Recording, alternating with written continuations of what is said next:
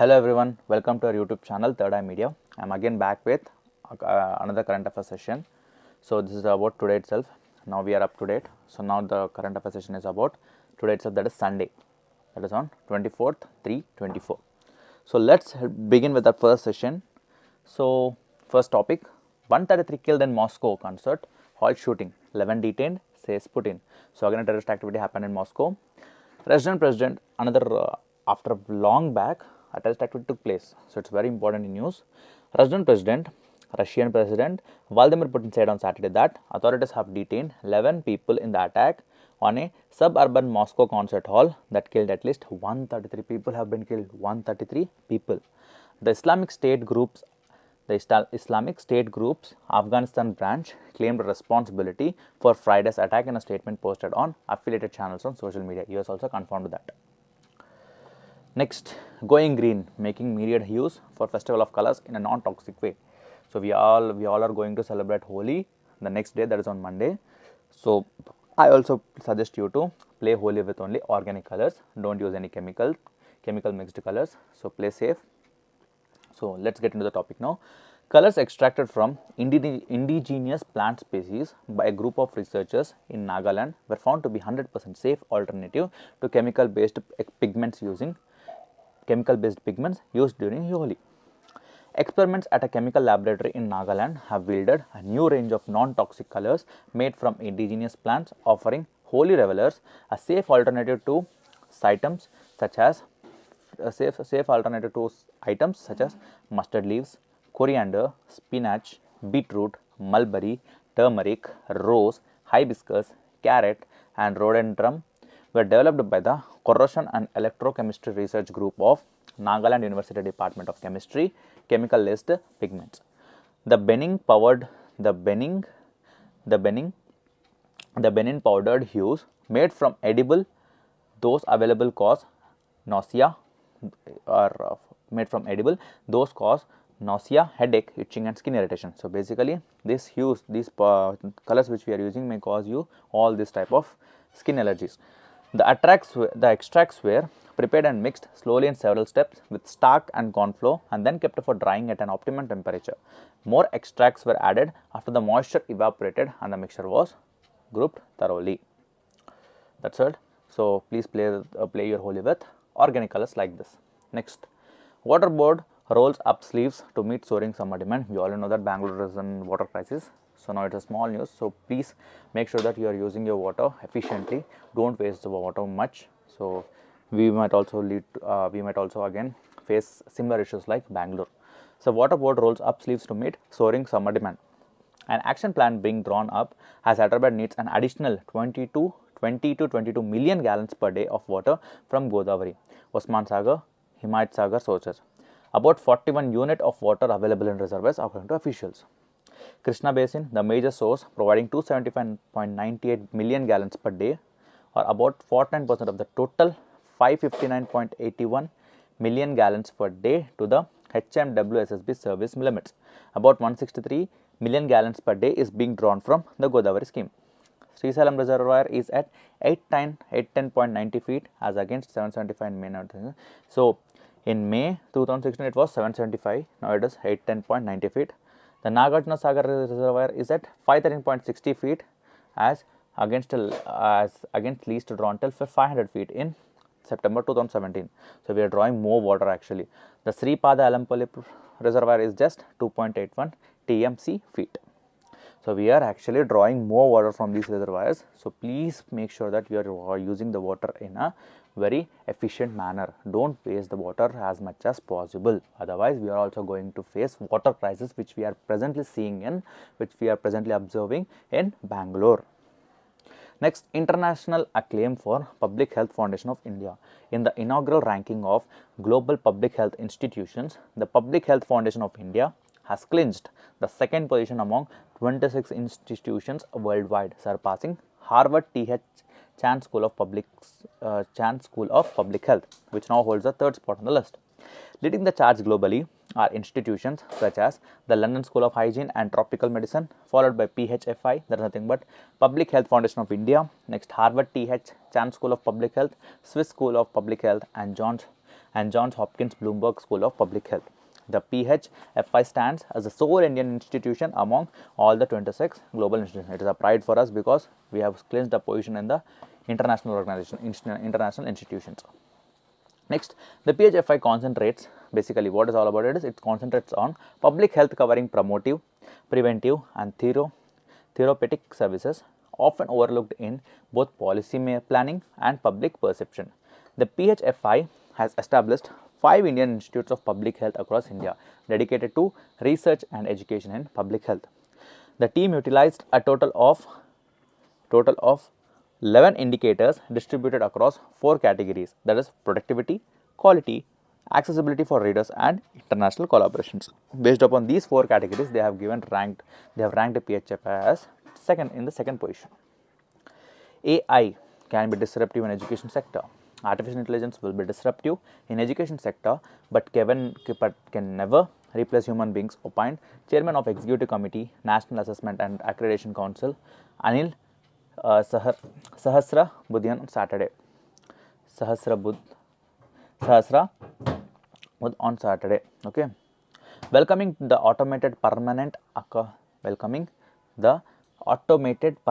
academic account registry as a transformative initiative. He said the 12-digit ID will provide a unified and accessible academic experience for students across India. Their academic credentials can be consolidated in one place, so they need not carry their certificates wherever they go. APAR is like a DigiLocker, where we can score all our certificates, where we can have all the certificates from the 10th, from the high skilled certificates, post graduation certificates, UG certificates, everything, whatnot. Each and every certificate will definitely be stored in this particular type of DigiLockers, where you can access it at any time or anywhere. Next, DEA seizes 9 crore worth illegal psychotropic substance. That is, in a major breakthrough, a joint operation led by Telangana Drugs Control Administration and the Prohibition and Excise Department has busted an illegal psychotropic substance manufacturing operation in Sangareddy. The targeted substance, so mainly important is the drug name. The targeted substance is known as 3-methyl-methcathinone, 3-MMC, commonly referred to as 3-MMC or methamphetamine, is used by drug users for recreational purposes. That's it. Next, Kerala moves Supreme Court as President withholds assent for 4 bills. The state government also files appeal against Governor Arif Mohammed. So, if you observe in the recent articles, almost in each and every Hindi newspaper or each and every news, we are finding that most of the issues are getting with respect to governors. So, now states are actually saying that governors are acting as central agents rather than just nominal heads. So, the state government also files appeal against Governor Arif Mohammed Khan's office for keeping the bills pending for a long time and later reserving them for President's consideration. In an unprecedented move, the Kerala government on Saturday filed an appeal in the Supreme Court as President Draupadi Murmu has withheld assent for 4 bills passed by the Kerala legislature without disclosing any reasons.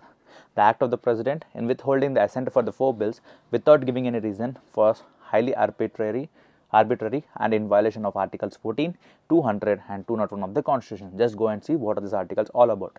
The reference of the 7 bills to the President has to be recalled on the grounds of constitutional morality, the state has argued.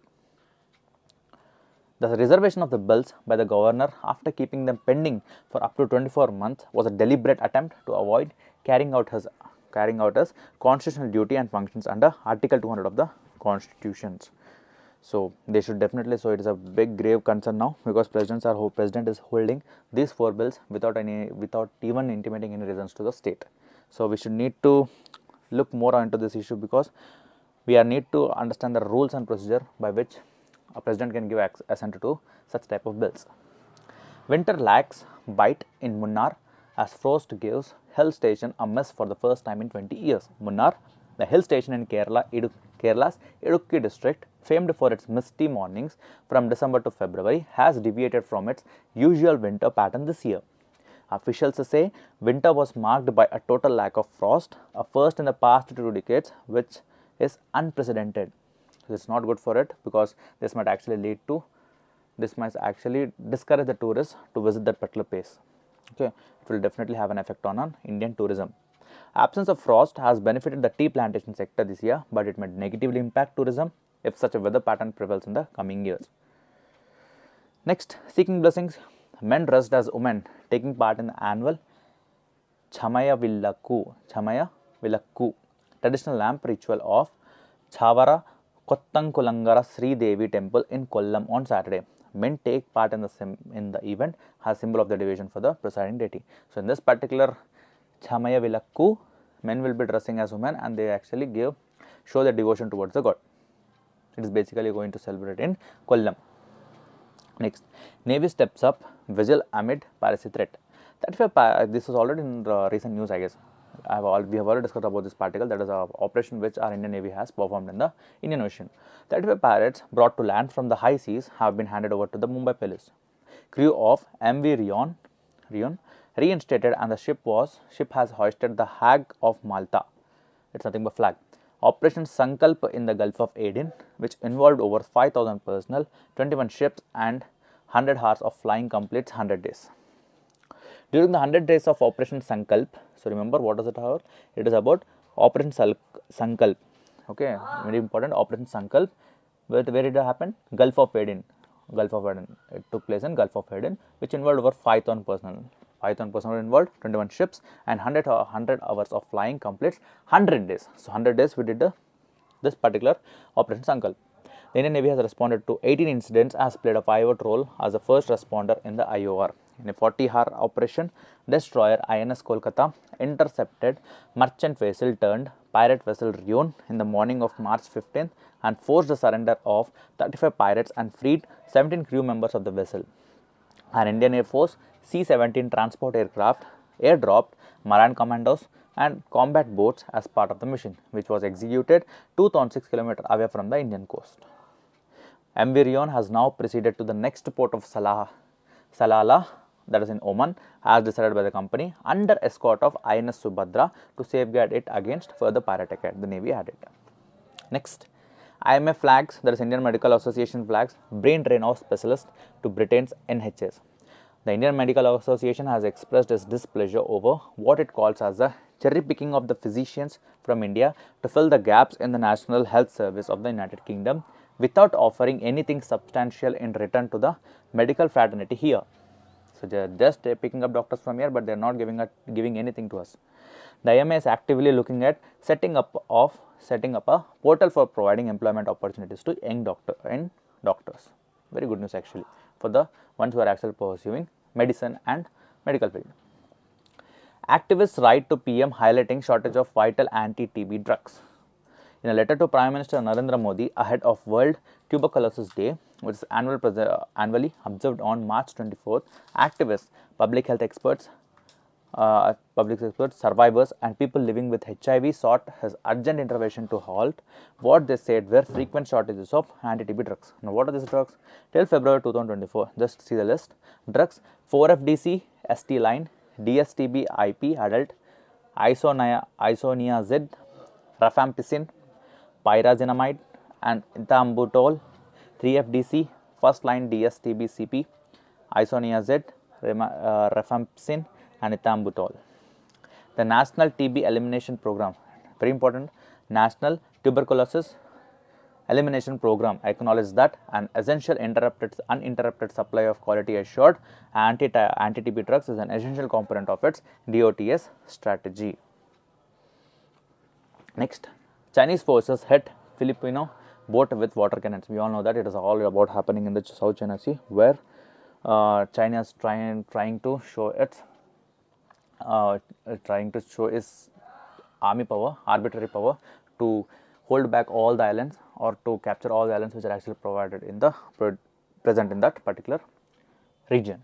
Okay, we already seen a map in our previous sessions. Chinese Coast Guard ships hit a Philippine supply boat with water cannons on Saturday in the latest confrontation near a disputed shoal in the South China Sea, causing injuries to its Navy crew members and heavy damage to the wooden vessel, Philippine officials said. The far-flung shoal is actually island, has been occupied by a small contingent of Philippine Navy and Marines on the Maroon warship since 1999. Since 1999, it is under the control of Philippine Navy, but has been surrounded by Chinese Coast Guard and suspected militia vessels in an increasingly tense territorial standoff. So, they are trying to capture this particular island also. The US has also warned repeatedly that it's obligated to defend the Philippines, its oldest treaty ally in Asia. If Filipino forces, ships and aircraft come under an armed attack, including in the South China Sea. So, point is, if China is again going to do such things, then US is going to get US is going to directly get involved in this particular conflict now. Next, government lets ADNOC export oil from Indian's strategic shortage. Centers takes the decision to allow for operational flexibility to the foreign firm. The government has allowed Abu Dhabi National Oil Company to export crude oil it has stored in underground strategic storages at Mangalore to give operational flexibility to the foreign firm, and order of the Ministry of Commerce and Industry said on Saturday. At present, crude oil, which is the raw material for producing fuels like petrol and diesel, is not allowed to be exported except through the state-owned Indian Oil Corporation. So, apart from IOC, now it is also giving benefit to these other companies. Why? Let us understand why. Why it is providing this advantage to other oil company, other country oil company. India imports more than 85% of its oil needs and has built strategic storages at 3 locations to store up to 5.33 million tons of oil as insurance against any supply disruption. The idea behind leasing the storage to foreign companies was that they could store oil for sale to domestic refiners, but in case of an emergency, India held the first right on oil usage. Means it is providing the storage to store their oil in here, so that it can sell these particular oil to the domestic refiners, and moreover, whenever we require it, we can take it on the first use policy. So, we can use it first, no other person can use in terms of emergency. The Commerce Ministry, however, said the condition of export being allowed only through the IOC will continue. Media has built strategic storages to store up to 5.33 million tons of oil as insurance against supply disruption. The idea behind leasing the storage to foreign companies was that they could store oil for sale to domestic refiners. That's it. Next, Bhima Sugam e-market. Bhima Sugam e-market among 8 regulations approved by IRDAI, very important authority, that is Insurance Regulatory and Development Authority of India. It is basically the one nodal agency looking over our insurances in India. Insurance policies, all those policies related to insurances is taken care of by this particular authority. It is going to publish rules and regulations, and it is going to prevent them from collapsing. All those things are done by this authority only. So, IRDAI has approved 8 regulations covering a clutch of crucial aspects from policyholders' interests, rural and social sector responsibilities of insurers, corporate governance, and one of the proposed insurance e-marketplace, Bhima Sugam. It has made some 8 regulations with respect to these particular aspects. On the IRDAI, Bhima Sugam Insurance Electronic Marketplace Regulations 2024, it said the aim was to establish a digital public infrastructure towards universalization and democratization of insurance in line with the Insurance for All by 2047 vision. So, by 2047, each and every person should be having some sort of insurance with the help of this digital public infrastructure. The IRDAI Rural, Social Sector and Motor Third Party Regulations 2024, while consolidating existing norms, sets Gram Panchayat as the new unit of measurement for insurers, rural obligations, and extends the scope of social sector to cover card holders and beneficiaries under various schemes. Next, sugar production estimate revised up to 340 lakh tons. Sugar production estimate revised up to 340 lakh tons. According to the Indian Sugar and Bioenergy Manufacturers Association, the initial production projection of 330.5 lakh tons of this current sugar year is revised to 340 lakh tons. It is seeking measures to use the surplus B-heavy molasses and sugarcane juice for ethanol production, and is also urging the government to take into consideration the economic implications of the surplus stock. So, that's all for the day. So, I hope you guys are enjoying and you are actually paying attention to whatever the articles I am discussing about, and whatever assignments I am giving. That is, if I am asking you to read about some articles or read about some topics with respect to polity, economy, geography, please go and refer those things. These are very important with respect to competitive exams, especially group 1, group 2 and group 3 are on the line or on the bar. So, please get prepared. So, Please don't forget to like, share and subscribe our channel. Thank you friends. That's all for that.